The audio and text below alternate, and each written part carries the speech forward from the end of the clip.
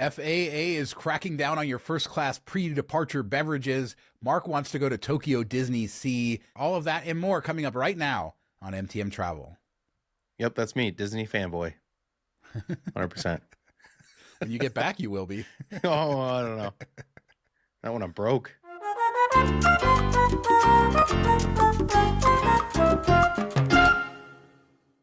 So happy Monday, everyone. And I hope you guys are having a great day. I'm looking at the rundown here, and you have Lawn Chair Larry here, Mark. And I have no idea why Lawn Chair Larry, the guy who got a lawn chair, put a bunch of balloons on it, and flew 16,000 feet in the air. I have no idea why he's here. I don't know. I don't think I've ever heard the story. And I know you growing up in California, you probably have, because it was in California. And then it's the reason behind the movie Up, or the inspiration for movie Up, where the guy puts the balloons on his house and flies away. But I was just scrolling through X, and like it popped up, like somebody had an AI image of a guy sitting in a long chair. And I was like, oh, come on, that's not real. So I looked it up, and it was like, oh no, this actually happened. He went 16,000 feet in the air with some weather balloons attached to a Sears lawn chair with a cooler, 6-pack of beer. He took a camera up with him to take pictures, and then I think he was so freaked out that he didn't take any pictures, which is maybe the craziest part of the whole story. I get vertigo and stuff. Like, I've climbed pyramids and stuff, and you just can't move when you get. I can't imagine how. I mean, I would never do that, obviously, but yeah, what a crazy thing. It was something like he went to a army surplus store and bought weather balloons, like 35 of them or something, attached them to the chair, and it went up, and it broke, like the thing broke free, and it went earlier than it was supposed to. They were going to call in like some warnings or whatever. But I guess like commercial airline pilots, 2 different pilots flying into Long Beach Airport, saw him floating and called it in. So they had to shut it down. And then he took a BB gun up there to shoot down the balloons. That would be the scariest part. Like, you shoot the wrong balloon, I feel like you just like lean one side, fall out. He did have a parachute. I think somebody else did something similar and just jumped out of the chair and parachute down. I feel like that would be the way that you have to do this. But he shot down different balloons to lower himself, and then hit a power line, which caused a power outage. I think he was fined like $4,000. Seems like not a bad thing for $4,000. Nowadays, he would just be sponsored by Red Bull, and it would be a thing on Netflix, and everybody would watch. And yeah, I mean, I guess it's like a precursor to that guy who went to space and jumped from space. You know, you got to start somewhere. Yeah, but I mean, once you start going up and you get like a couple hundred feet in the air, when you just start popping balloons and it'd be like, all right, time to get back down. I don't know. How do you let it get up to 16,000? That's insane. Like, you're going to start to struggle to breathe. It's going to get super cold. Oh, but I hope he cracked at least a beer while he was up there. The guy is a legend. And yeah, let us know. Are there any other people like this in the world? I'm sure there are, like, stories. I had heard that story. I probably, because of Up and my Disney knowledge, I don't have a great memory of where I heard it, but there's all kinds of crazy stories like that. I'd love for people to chime in. But let's talk Disney, Mark, and your anxiety over going to Tokyo DisneySea, the best theme park in the world. What are you so nervous about? Well, I mean, because it's just Disney and they make everything like difficult. And that's what it bothers me about. That's why I like Universal. Like, you can just buy the pass, the cut the line pass with your ticket. You can buy the VIP. It's somewhat affordable. Disney has the VIP, but you have to buy like the 10-person package for like $5,000.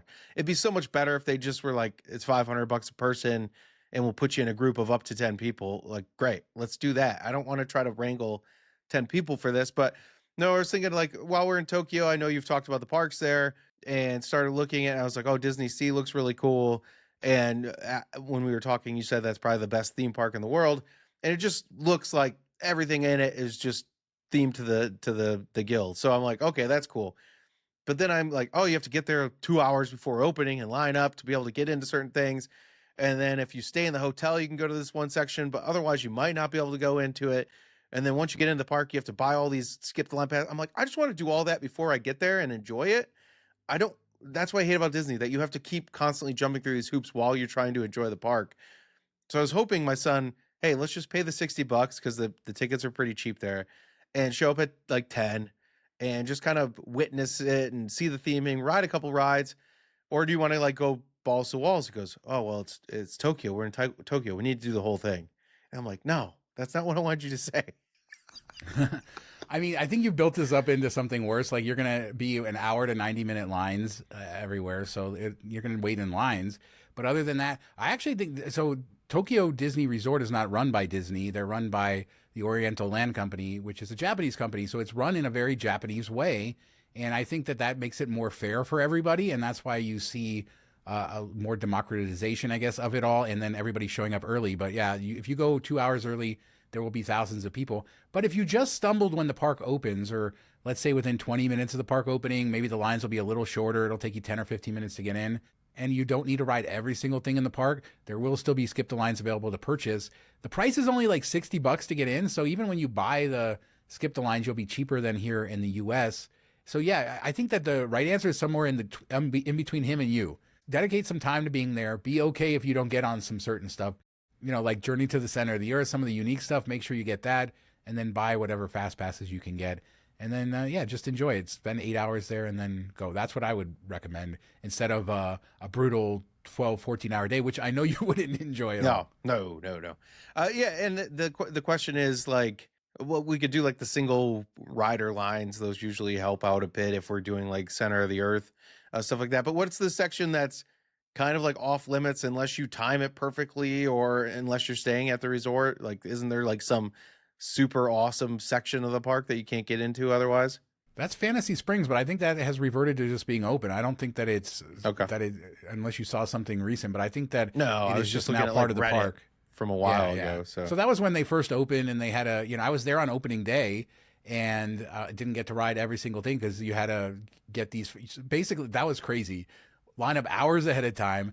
Then just because you couldn't get a fast pass or get any of the stuff until you got in the gate. So you're waiting like 45 minutes once the park opens just to get in the gate, and then everybody's trying to get it, and then you're seeing if you can get fast passes just buy for later in the day. It was nuts, but that was a couple years ago, and it should all be open there. And yeah, just enjoy it. The Tower of Terror there is really good and unique. Those rides at Fantasy Springs are great, and then just the theming, like a volcano in the middle of the theme park. It's pretty cool. that's the first thing he said. I was like, well, look at the pictures, see what you think. And he's like, there's a volcano there? I was like, yeah, Shawn said that's like like awesome when you walk in. But no, do you know like the Hilton that's right there on the bay, right next to the park? Does that get you early access? Like, should we stay there the night before? Or do you think it's not necessary? Just hop on a train and get there? Yeah, if you're staying in Tokyo, I wouldn't recommend moving hotels. I usually stay, what's funny is nowadays I usually stay out there and then I'll go into Tokyo for a day. So I do the opposite of that. But if it's only like for a day, I wouldn't do it. But the Hilton is perfectly fine. It doesn't really have early access, but it is right on the monorail line. I've personally moved to the Hyatt Regency, which is not as close, but it has a shuttle and it's maybe 5 minutes longer to get to the parks, but it's cheaper. But I stayed at the Sheraton too, which is also on Disney property, and they're perfectly fine. Don't expect anything too crazy, but I believe they both have club lounges. So if you want those sorts of benefits, what I have noticed is both of those hotels, the Hilton and the Sheraton, more than doubled in price over the last few years, or at least since 2020. Okay. Well, maybe a good use for like a free night cert and then burn some Aspire credits for dinner or whatever it be when we're there. I just kind of like if you're doing a full park day, if we're doing like early, I like just having a place to go back to and crash and not have to deal with subways or trains or anything like that. So maybe we'll do that. And I don't know, or maybe we'll start over there and kind of work our way into Tokyo afterwards. We'll have to see. I haven't really booked any hotels yet, but all right. So once you get through the gates, is it still you have to be through the gates to buy fast passes? So if we show up like 20 minutes late, we walk through the gates and then just buy whatever I can buy for the bigger rides? Yeah, as far as I understand, so my last time there was a little less than a year ago, and so this is how it worked. I haven't like paid attention if they've changed it, but they also have free fast passes again. They've moved some of their rides back to free fast passes, so you will be able to get those too, See, like the old I don't want to days. do all this. I just want to pay the $125 and get it all, or $200, whatever it is. Let me pay it and be done. I want simplicity.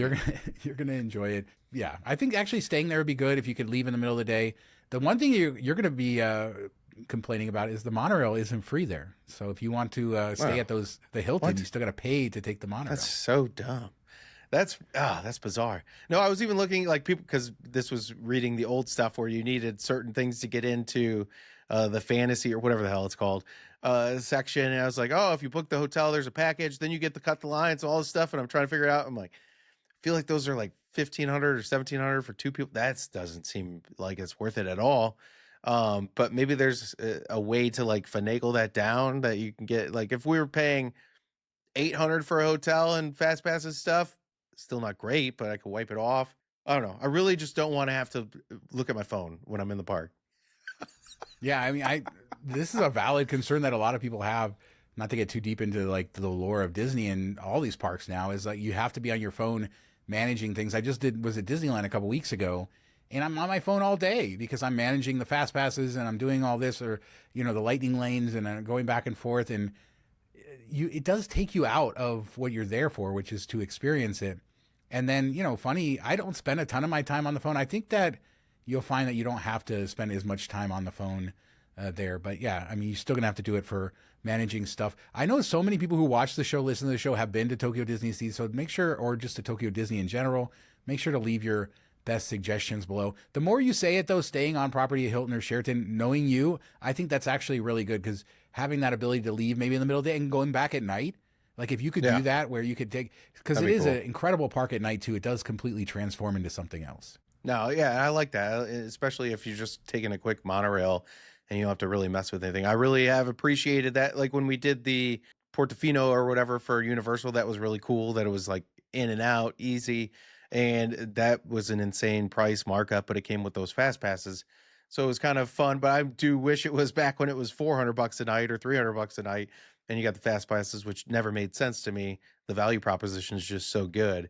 But even at like 900 with the FHR credit and everything else, it ended up working out really well, and we all enjoyed that experience. So I just wish that, like, why doesn't, I mean, Disney wants to make money. They keep raising ticket prices. Why don't you just make it so people can pay? Or are they worried that everybody will just buy those?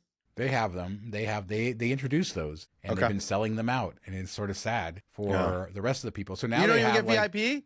You just get the fast pass. Oh yeah, man. No, I mean they have VIP too, which is Universal's such a better deal. I'm sorry, people, just go there. Well, they have the VIP like at Universal, but they don't have it like yeah, but it's the 10-person one. Yeah, the 10-person. You have to get 10 people, so like 5,000. It's crazy.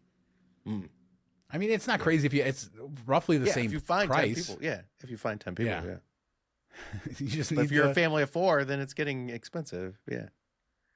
I mean, look, I think that when let's back up. You talk about the Universal VIP experience in Hollywood. Yeah. I have to now take my daughter to that because I want to. But you talk about it not being, that's so expensive. It's so expensive. It is. Like, but you're getting food. You get breakfast. You get lunch. You get parking.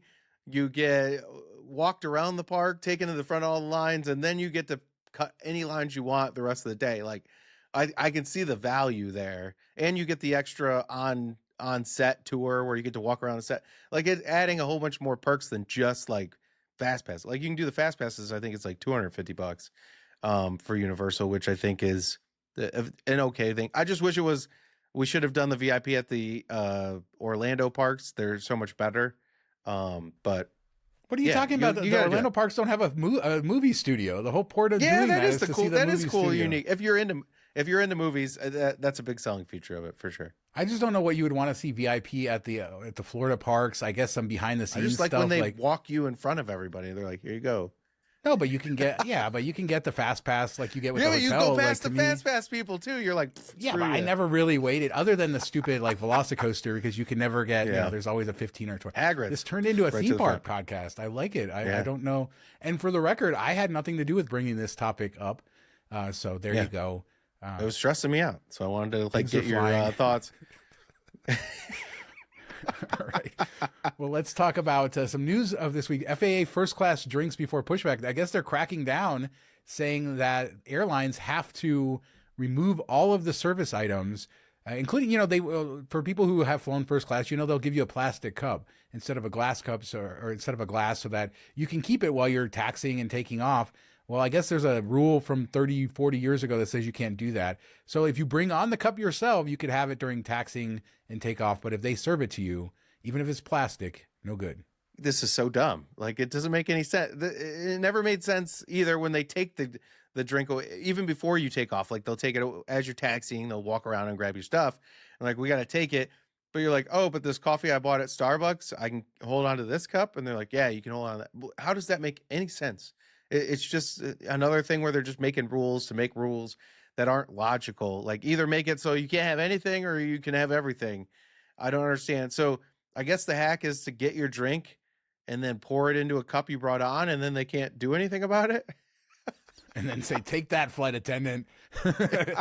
I got the hack of all hacks. I mean, I've talked about AA before on this show, like how you can never predict.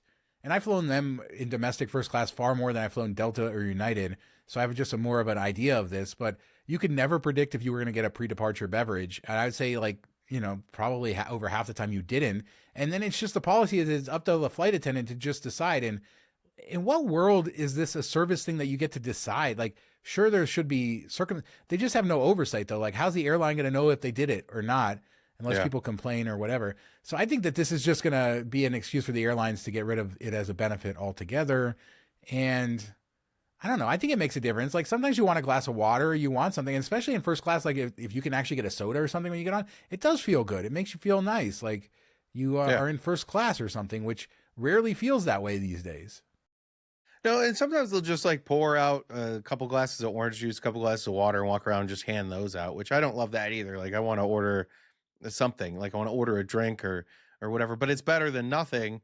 And that's what's weird. Like, you never know. Like you said, one time you get on, they come around with a tray. Another time they ask you what you want, and another time they don't even come down the aisle. And sometimes you're sitting there for like 30 or 40 minutes. So I think it's not that hard to make it happen, especially in the planes that only have like 3 or 4 first class rows. We're not talking that many people. And then people spend 15 minutes putting their luggage, trying to fit it in the overhead bin, and everybody's just standing there doing nothing because they can't progress the line because of these idiots. So you have time. It's just stupid. Yeah, I hate to call people idiots who don't travel all the time. I don't think that they're idiots, but it is amazing how people struggle with the luggage. No, it's not idiots. They're inconsiderate. Like, you can see people like putting the luggage, and they're standing in the middle, and it's like, you already got your luggage kind of up there. You don't need to take off your jacket in the middle of the aisle. You can move into your seat, take off your jacket, and then shove it up there. Like, they're just inconsiderate, and they don't care. I don't know. I think a lot of older people, I watch them. Yeah. Older people, like my dad. But I don't think he was I just think that they're just not, paying that much attention. Maybe you're right. Maybe when they were younger, they were paying more attention. And it is overwhelming getting on a plane, though. I do think that's the case, especially if you don't travel a lot. There's a lot going on, people hitting you with bags, all that. But it always shocks me when somebody gets there. This is something that happens. All right, I'm going to back up here a little bit. A pet peeve of mine is that people don't go against yourself here. No, I'm going to say that a pet peeve of mine is people who don't think ahead to like what they have to do. So in other words, if you're getting on the plane and you're a 4'10", 80-year-old woman, and you know that your suitcase weighs 400 pounds, figure out who's going to help you put that suitcase up before you get there. Or, a lot of times it's like an older man, right, with his wife, and he's just struggling to get it up. Not that he can't, but, or I've seen suitcases fall back on people because they're trying to put it up when they can't. They're too proud to ask somebody. But it's like, I'm always trying to think ahead, like, to what I need. I've talked about the person at the cashier who's shocked that they have to pay until they get told the amount. It's like, didn't you know that you were going to have to pay this whole thing? The worst. And then you make a whole ordeal to get your wallet out. Or something happened to me in Greece this summer where we were at the Acropolis and there was one kiosk. So there's a line of to get tickets, and the line was like an hour and a half long. But there's this one kiosk that you could use, and it had a line of probably 10 people. And so everybody's taking forever. Like, you would think that nobody knows how to use a computer the way everybody's going. But as I get closer, I just watch the person in front of me. Yeah. I watch the screen that they do and all of that stuff. And then I get on there, and in 15 seconds, I have my 3 tickets, and I paid like, boo, boo, boo, boo, boo, boo, boo, and everybody's in shock. And I'm like, all you have to do is pay attention. Like, be ready for the moment. And I don't know that there and done all the processes for everybody else in line. Been the nice guy. I did help the person after me, but I was like, I got to get out of here because it was all like older people. Yeah. But they didn't want to wait in the line. But everybody was sort of shocked, and I'm like, I think differently. I guess that's just the way my brain is. I'm always anticipating the next thing, so I'm watching how you do it to make sure. Or now with tap to pay, it's so easy. I don't have to take my credit card out ahead of time. I just have my phone, boop boop, and I'm done. Yeah. But like, I watch people all the time, and they struggle with these sorts of things. And I think in travel, going back to bringing it all full circle, that is a real thing that happens, and it just sort of adds up. And I don't know that they're so inconsiderate that they're just overwhelmed. No, some are overwhelmed, but there's some that are just like, I'm here and you have to wait for me to do all my stuff. And they're usually wearing like a Michigan t-shirt or sweatshirt. because U of M fans are that way. No, I'm just. I was gonna say, I thought it was a Spartans shirt. It's always green when I see them. No, yeah, okay. No, that's just a joke. But it is, and I was gonna say the same thing that you brought up, like in checkout, like if you're at the money center and somebody's doing a bill pay, and then they dig out their whole like $441.25. I'm like, we stood in line for 10 minutes. You knew how much you'd have to at least put it in an envelope. So when you're ready, you just pull it out. Like the bill is not a surprise to you. You gave them the bill with the amount. And every time I go up there, I like punch in my for Kroger, my phone number. And while they're doing other things, then they come back. They're like, all right, enter your Kroger number. I'm like, no, it's already in there. I already have my card out. I'm ready. Takes 2 seconds. And the cashiers and everything are always like super excited. Oh, thank you for having all that ready. It's like, yeah, I don't want to be here any longer than I need to be. And if everybody did that, we would progress through this line so much quicker. And the people who are like the most shocked about what they, like they're waiting in the grocery store forever and they just want to talk too. Like, have you ever had somebody like they take forever? Oh yeah. They take it forever to get the card and then they want to have it. They're now completed their transaction and I'm next and there's a big line and you want to have a conversation with the cashier. Like, what the hell is wrong with you? Like I swear to God, Mark, there have been times where I've been so close to saying something to being like, go have your conversation later. At least move over and have a conversation. Let me get in there and do my thing while you talk. I don't care if you talk to them if they can do 2 things at once, which some can't, some can. But if they can process my stuff while they talk to you, fine. That's fine. Whatever. It's cool. But yeah, like move on. But it's always the person that complains about the line that's behind you. That's like, this is taking forever. That is not prepared in any way for when they get up there. Oh yeah. You got the people who want to like have the conversation with you, get onto this negative, sort of level. Yeah. But I am weird. I like hyper fixate on it. I'll watch the whole thing. I'll watch every transaction. Like how's the cashier doing it? How fast are they? Cause I get bored and, but yeah, my biggest pet peeve is if you want to be slow to start, fine. But once that transaction's over, get the hell out of there. Stop. Just stop talking. This isn't social hour at the grocery store. I mean, I get it. I get it. People are lonely too, and they need to talk and all of that stuff. And at the end of the day, I don't want to give people a hard time, but I'm impatient. I'm blaming it on social media, Mark. All my patience is gone. I have no attention span anymore. Waiting in a 3-minute. This is what people are going to say is that we're idiots for complaining about waiting in 3-minute lines. So I'm just getting ahead of the commenters for 2 people. And it's like, come on, this should not be this long. I don't mind waiting if everybody's progressing at a pace that is normal. Yeah. It's just like when something takes forever that should not take that long is like frustrating. And then they're so oblivious to it or they just don't care. Yeah. I don't know. We've griped enough. I guess back to Japan. And those lines, the Japanese are very efficient. So hopefully, and they're very conscious of each other. So hopefully you'll enjoy that. And they like to make up rules for no reason or at least not no reason, but no reason that makes sense to us as Westerners. So you'll run into rules where you're like, what the hell is that? And they enforce them and you just got to deal with it. So lots of lines and fun things in Japan to deal with. But I'm so excited for you guys. It's so fun. Like to me, that is a country. Like, and I know this seems like very entitled to talk about, but we're on a travel podcast here, but it's a country everybody should visit. It's that good. Yeah. And I think everybody, I've never heard anybody be like, oh, it wasn't worth it, or I didn't enjoy it, or I didn't love it. And pretty much everybody you talk to when you go to meetups, half the people there have been to Japan, and it's always towards the top of their list of places, or it's on the people that haven't been, it's on their list of places to go. So I'm excited for him that he gets to knock it off so early. And the funny thing is, he had to do he started school last week, and one of his classes is like the 10 most interesting or favorite places that you've been. And I was like, oh, your list is going to be a bit different than other people's. Yeah. Okay. Ellie told me a story. Oh my God. It's all these sidetracks on this show, but she told me a story because, first weeks of school or whatever. And some girl was like, and she's doesn't talk about her travel very much, like with her friends and stuff like that. But if it comes up, she's proud of it. My son was the opposite. He was always ashamed of it. Like he got made fun of and then he stopped talking about it and it became some sort of a shameful thing for him. I don't quite understand that, that's the early 2000s for you, man. Yeah, I guess. But so he always sort of like distanced himself, but she won't, but she also doesn't use it as a way to like, I've explained to her, like, it's not, you don't want to brag about all this sort of stuff. But anyway, so there was people talking about their summer vacation and this girl was talking about how she's been to like 35 countries or not 35 countries. She went to all these countries over the summer and all of this sort of stuff. And then Ellie, she made Ellie mad and Ellie told her that, yeah, I've been to like 35 countries and, you know, I went to here and here and here. Oh And here. boy, I was like, she's already got the miles and she points in dropped her the mic. blood. She dropped the mic on the arrogant lady. Boasting of countries.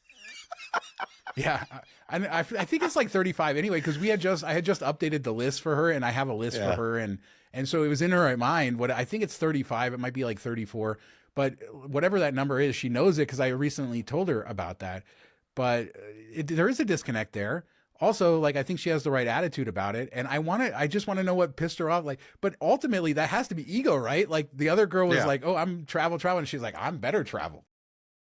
No, and I think that's something like we travel a lot as people, but you see people posting trips on Facebook. Maybe they're your miles and points friends, maybe they're not, but I feel like everybody still gets like a little jealous, like, oh, I should go there or that. And it's just kind of the nature of the negativity of social media and how it makes everything about like posting your best self or everything's kind of, even if you're just sharing, it comes off as kind of braggy, even if it's not intentional. And that's kind of the dark side of social media, and that's the world we live in, and that's the world they've grown up in. It's like they don't know anything else.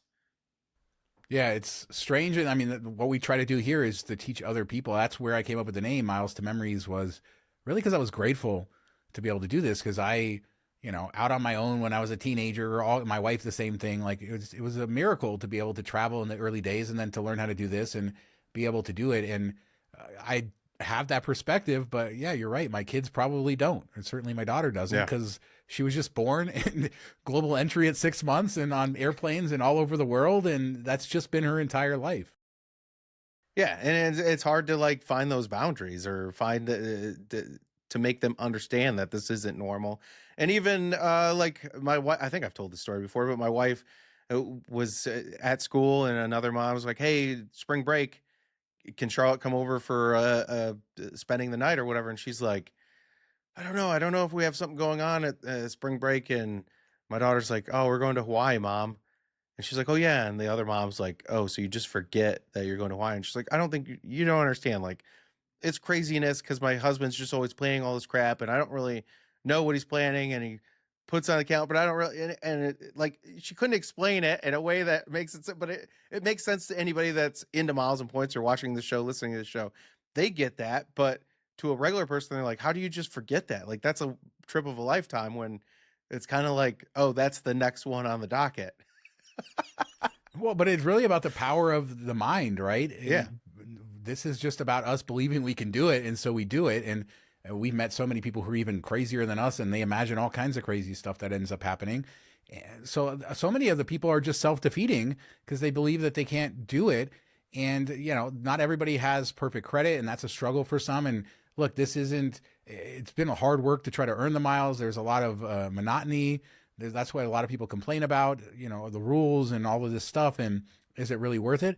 But if you're that upset that other people are doing it, there is a way. And for me, travel was so important. It was calling me when I was younger, and I had to find a way to do it, and I had to find a way to continue to do it. And I'm not going to be spending millions of dollars a year on travel. So it all worked out. But a lot of the times those people don't see that the opportunity is right there in front of them. Yeah, and I think a big part of our psyche is that trip to Hawaii cost us like $100, let's say, in taxes and fees. I think it was actually more like 250 because of the car rental.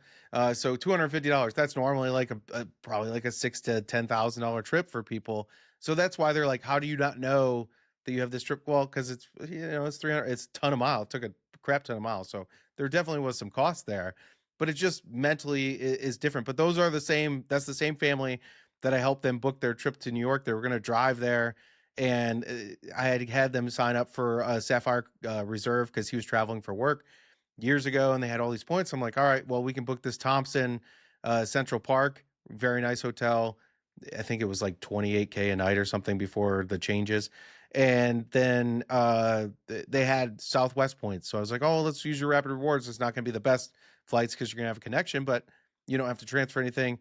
And they're like, "Wow, so this really only costs us like, you know, $11.20 times 4 people." I'm like, "Yeah, that's it." Like, and they're like, "Oh, okay, now I get it." Yeah, and then they don't do it. They don't ever change their behavior. Well, Yeah. At least I have friends like that. They're like, "Oh, It's like a $4,000 trip, free." But basically. truthfully, I've said this before. I stopped talking to people in the real world about this. Oh yeah. And like Not worth my it. brother, I don't know how he talks about me, but I become the travel guy. So I was like, oh, I hear you travel. I was like, I don't want to talk about, like, I talk about travel all the time and I love talking about travel with travelers, but I don't want to be the travel guy anymore. Like, as far as to like a stranger coming up to me on the street, I don't know what that represents. Because do I have to teach you how I travel? Do I have to talk to you about the destination you want to hear about? But more Yeah. than likely, at some point, when I talk about my experience as a person, I'm going to watch your eyes glaze over and I'm going to Oh watch yeah. you think that I'm bragging, or I'm going to watch some sort of negativity come over you. And therefore, I don't want to talk to you about it. Let's talk about something else. No, it's funny. Our friend Danielle and Dwayne came to visit a couple weeks ago, and a neighbor came over, and they're like, "Oh, how do you know each other?" So we're like, "Oh, we're in the miles and points. You know, you can travel anywhere you want, really, for a couple $100 if you earn the miles and points and stuff." And I was gone doing something, and they came back over, and they're like, "Oh, so tell." The husband was like, "Tell me a little bit more about that." And she's like, "Oh, basically, we just sign up for credit cards for the bonuses, and you kind of progress through that." And he was like, "Oh, okay." And then he didn't ask any more questions. She was like, "I was so happy because I was waiting for him to ask something more. And the fact that he didn't ask any more, I was like, all right, that rubbed him the wrong way or whatever. Fine. But I don't want to go into detail and have me waste time talking and you not pay attention or not care." And the funny thing about me being so socially awkward is I've struggled to tell people what I do for a living over the years. Uh, I, started as a blogger or whatever. What am I, a YouTuber? I, run private. I don't know what I do for a living, but I tried to, like, at certain points, try to maneuver it so it just sound easier for them to digest. So I have to talk less about it. And then over time, I became like less. Then I felt like that was disingenuous. So now people ask me, and I'll be like, I won't even be able to say it. It's like, it's so stupid. It's like, just decide on something That's to my say, wife. Shawn. You sound like my wife. When people ask me what your husband does, I just tell people I write about travel and that's it. And they're like, "Oh, that's cool." I don't go into any more details. Yeah, I but just see, I say, do that too. That was sort of my go-to for years, was I'm a travel writer, and then they'll ask like, who do you write for? And I say, oh, I have my own brand and all that. Then they think you're just some idiot that does it. So it's like I see that look on their face too. I just got to stop looking at people's faces when they talk to me. yeah. But but then they want to, yeah, they want to Just like, say think that you're. generational wealth. Just say, "I'm a trust fund baby," and then move on. I don't know. I don't know what the right answer is. And what I do and what we do ultimately is very complicated. So it's like hard to, I probably need to work more on distilling it down to like one sentence.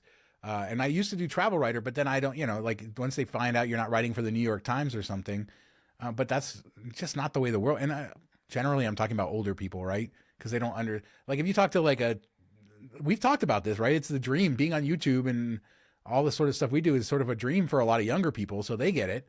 Like saying, "Oh, Yeah. I'm a YouTuber." They're like, "Oh, that's great." But the older people are like, "So you're just a loser who who is on the YouTubes?" Okay. Just kidding. No, We have a lot of older people who watch us. my mother-in-law has like, no, I still doesn't understand what I do. So we were there like celebrating Thanksgiving, I think last year, and having dinner and like I'm working because basically this is a 24/7 job. Like you don't really get days off. If you can prep and try to get ahead of it, but you're doing something mostly every day. And so I was doing like catching up on some stuff I wasn't able to get it done before we went up there. I'm sitting at the table just like finishing up the last thing that I got to schedule. And she's like, "Oh, it's dinner time. You need to put your computer away." Like I'm just like sitting there surfing on the web because I'm bored. And I'm like, "Yeah, I'm almost done." And my wife's like, "He's working." And she goes, "Oh, okay." Like totally. I, I don't know why you wouldn't assume that, but she has no clue, doesn't no understanding of what we do. And yeah, I mean, do we even know what we do sometimes? I don't know. No, But like this so, podcast. What the hell are we talking about? we actually had more stories that maybe we'll have to talk about later. I never got to talk about my Asia trip and Philippines Airlines, and that we'll have to talk about that maybe next time. I promise we did have a rundown of stories we were going to talk about. This is what happened. But hey, I hope it was interesting. Yeah, I'm sure sometimes people you got to can feel. just have a. I feel like people can feel. A lot of people understand where we're coming from when they talk to their friends and family about their travels and stuff. And I think that's why, like these Facebook groups and MTM Diamond and all that type of stuff are so popular because it's a a group of people that do understand where you're coming from, what you're saying, and it doesn't come off as you're a complete d-bag, because they're like, oh yeah, I get it, yeah, totally, I've been there, done that, and here's some ideas, and it just they know where you're coming from.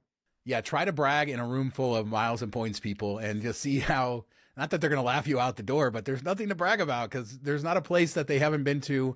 And, you know, you could talk about exotic places and it's just amazing because you don't, as somebody who doesn't approach any of this with an ego, like me having been to where I've been doesn't make me a better person than somebody who hasn't. It's just my path and what I'm walking and all of that. But you certainly get humbled when you go into a room full of travelers who have been everywhere, who, I'm just not a traveler in comparison. And like, that is, it's cool to have those things. And it's just completely unrelatable for the normal people because I guess they're not doing that. I don't know. So yes, don't talk to the normies, talk to the cool people, plug for MTM Diamond right here.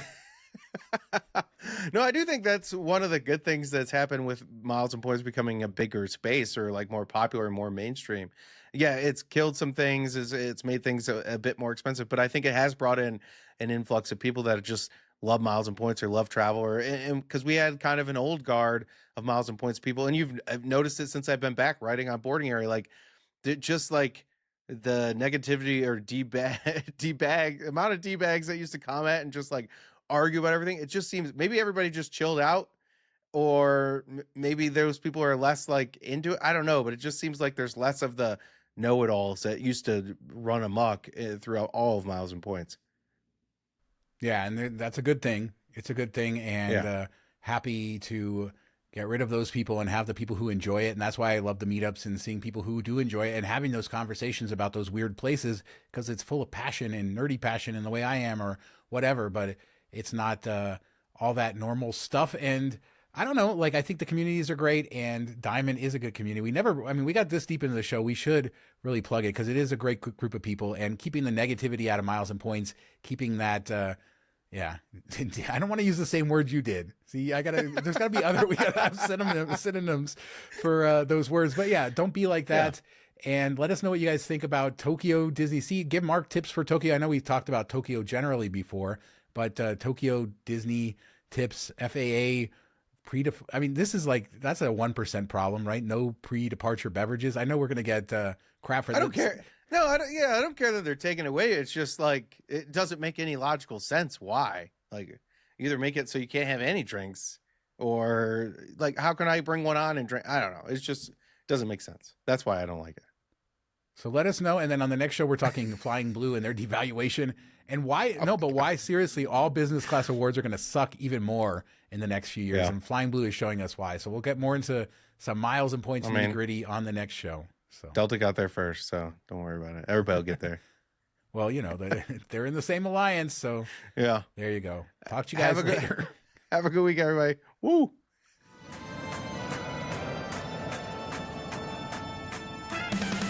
The captain has turned on the seatbelt light. Please take your seats and fasten your